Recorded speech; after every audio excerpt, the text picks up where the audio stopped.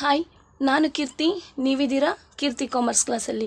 ಇವತ್ತು ನಾನು guarantee of profit concept ಮೇಲೆ ನಿಮಗೆ ಪ್ರಾಬ್ಲಮ್ ವರ್ಕೌಟ್ ಮಾಡ್ತಾ ಇದ್ದೀನಿ, ಆಯಿತಾ. S and M are partners sharing profit in the ratio of 3:2. They admit A for 1/6 share in profit and guaranteed that her share of profit will not be less than 50,000. The total profit of the firm was 1,80,000. Calculate the share of profit for each partner when the guarantee is given by S and M at 2:1 ratio. Prepare profit and loss appropriation account. ಇದು guarantee of ಪ್ರಾಫಿಟ್ಗೆ related ಆಗಿರುವ problem ಅಂತ ಹೇಗೆ ಗೊತ್ತಾಗುತ್ತೆ ಅಂದರೆ, they admit A for 1/6 share in profit and guaranteed that Har share of profit. So ಈ ರೀತಿ word ಇದ್ದಾಗ, guaranteed ಅಂತ ಈ ರೀತಿ ವರ್ಡ್ ಇದ್ದಾಗ ಇದು ಗ್ಯಾರಂಟಿ ಆಫ್ ಪ್ರಾಫಿಟ್ಗೆ ರಿಲೇಟೆಡ್ ಆಗಿರುವ ಪ್ರಾಬ್ಲಮ್ ಅಂತ ಲೆಕ್ಕ. ನಾರ್ಮಲಿ ಗ್ಯಾರಂಟಿ ಆಫ್ ಪ್ರಾಫಿಟ್ಗೆ ರಿಲೇಟೆಡ್ ಆಗಿರುವ ಪ್ರಾಬ್ಲಮ್ ಆದರೆ ನಿಮಗೆ ಸ್ಯಾಲರಿ, ಬೋನಸ್, ಕಮಿಷನ್ ಇಂಥದ್ದೆಲ್ಲ ಯಾವುದೂ ಕೊಡೋದಿಲ್ಲ. ಡೈರೆಕ್ಟಾಗಿ ನೆಟ್ ಪ್ರಾಫಿಟ್, ನೆಟ್ ಲಾಸ್ ಕೊಡ್ತಾರೆ. ನೀವು ಬ್ಯಾಲೆನ್ಸಿಂಗ್ ಫಿಗರ್ನ ಎಪೋರ್ಷನ್ ಮಾಡಿದರೆ ಸರಿ. ಸೊ ನಿಮಗೆ ಈ ಪ್ರಾಬ್ಲಮಲ್ಲಿ the total profit of the firm is 1,80,000 ಅಂತ ಹೇಳಿದ್ದಾರೆ. ಸೊ ನೀವೇನು ಮಾಡ್ತೀರಾ, ಇದನ್ನು by profit and loss account net profit ಅಂತ ತೋರಿಸಿ 1,80,000 ತೋರಿಸ್ತೀರಿ. ಆಮೇಲೆ ಅದೇ 1,80,000ನ ಎಲ್ಲ ಪಾರ್ಟ್ನರ್ಸ್ಗೆ ಎಪೋರ್ಷನ್ ಮಾಡಬೇಕು. ಎಲ್ಲ ಪಾರ್ಟ್ನರ್ಸ್ ಅಂದರೆ old partners plus new partners. So ಎಲ್ಲರಿಗೆ ಕೂಡ ನೀವು ಎಪೋರ್ಷನ್ ಮಾಡಬೇಕು. ಯಾವ ರೀತಿ ಎಪೋರ್ಷನ್ ಮಾಡಬೇಕಂದ್ರೆ, ನಿಮಗೆ ಬೇರೆ ಯಾವುದು ಪ್ರಾಬ್ಲಮಲ್ಲಿ ಕೊಡಲಿಲ್ಲ, ಹೌದಾ. Salary, bonus, commission, interest on capital, interest on drawing, so ಇದೆಲ್ಲ ಯಾವುದೂ ಕೊಡಲಿಲ್ಲ. ಹಾಗಾಗಿ ನಿಮಗೆ ಏನು ನೆಟ್ ಪ್ರಾಫಿಟ್ 1,80,000 ಕೊಟ್ಟಿದ್ದಾರೆ, ಇದನ್ನು ನೀವು ಎಲ್ಲ ಪಾರ್ಟ್ನರ್ಸ್ಗೆ ಎಪೋರ್ಷನ್ ಮಾಡಿದರೆ ಸರಿ. ಈಗ ರೇಷಿಯೋ ಯಾವುದು ತಗೊಳ್ಬೇಕು ಅಂತ, ಓಲ್ಡ್ ಪಾರ್ಟ್ನರ್ಸ್ ರೇಷಿಯೋ ಎಷ್ಟು?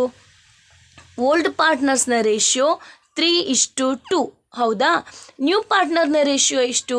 They admit A for 1/6. ಹಾಗಾದರೆ ನ್ಯೂ ಪಾರ್ಟ್ನರ್ನ ರೇಷಿಯೋ 1/6. ಈಗ ಹಾಗಾದರೆ ಈ ಮೂವರಿಗೆ ಕೂಡ ಎಪೋರ್ಷನ್ ಮಾಡುವಾಗ ಇವರ ಒಟ್ಟು ರೇಷಿಯೋ ಏನಾಗ್ತದೆ? 3/6, 2/6, 1/6 ಆಗ್ತದೆ. ಹಾಗಾದರೆ ಈ 1,80,000ನ ನೀವು 3:2:1 ಈ ರೇಷಿಯೋದಲ್ಲಿ ಎಪೋರ್ಷನ್ ಮಾಡಬೇಕು. ಗೊತ್ತಾಯ್ತಾ? ಇಲ್ಲಿ ನೋಡಿ, ನಾನು ಎಪೋರ್ಷನ್ ಮಾಡಿದ್ದೇನೆ. ಹೇಗೆ?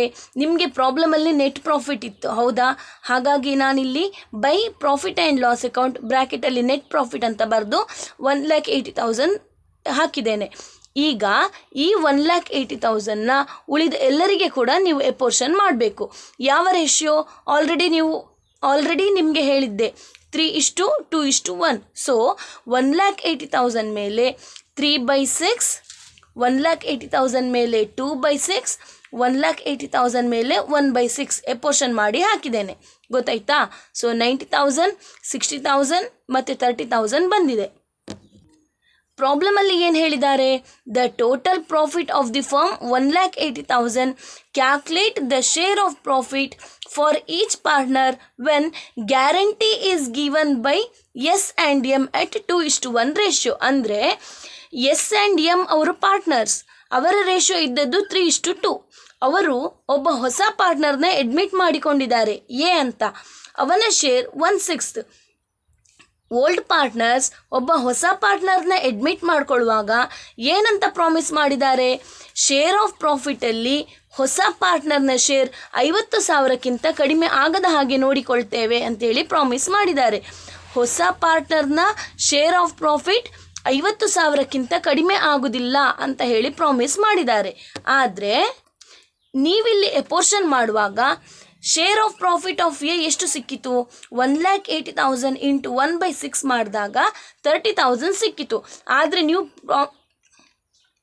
ಆದರೆ ನೀವು ಪ್ರಾಮಿಸ್ ಮಾಡಿದ್ದೆಷ್ಟು? ಏದು ಶೇರ್ ಆಫ್ ಪ್ರಾಫಿಟ್ 50,000ಕ್ಕಿಂತ ಕಡಿಮೆ ಆಗೋದಿಲ್ಲ ಅಂತ ಹೇಳಿ ಪ್ರಾಮಿಸ್ ಮಾಡಿದ್ದೀರಿ. ಬಟ್ ನಿಮಗೆ ಇಲ್ಲಿ ಸಿಕ್ಕಿದ್ದು 30,000 ಮಾತ್ರ. ಹಾಗಾದರೆ ನಿಮ್ಮ ಪ್ರಾಮಿಸ್ ರೀಚ್ ಆಗಲಿಕ್ಕೆ, 50,000 ರೀಚ್ ಆಗಲಿಕ್ಕೆ ನಿಮಗೆ ಇನ್ನು ಎಷ್ಟು ನೀವು ಸೇರಿಸಬೇಕು? ಈ 30,000ಗೆ 20,000 ಸೇರಿಸಬೇಕು, ಹೌದಾ. ಪ್ರಾಮಿಸ್ ಈಗ ಇಲ್ಲಿ ಪ್ರಾಬ್ಲಮಲ್ಲಿ ಏನು ಹೇಳಿದ್ದೀರಿ? Calculate the share of profit for each partner when guarantee is given by S and M at 2:1 ratio. ಅಂದರೆ ನೀವು ಏನು ಪ್ರಾಮಿಸ್ ಮಾಡಿದ್ದೀರಾ ಅಂದರೆ ಹೊಸ ಪಾರ್ಟ್ನರ್ನ ಶೇರ್ ಆಫ್ ಪ್ರಾಫಿಟ್ 50,000ಕ್ಕಿಂತ ಕಡಿಮೆ ಆಗದ ಹಾಗೆ ನೋಡಿಕೊಳ್ತೇವೆ.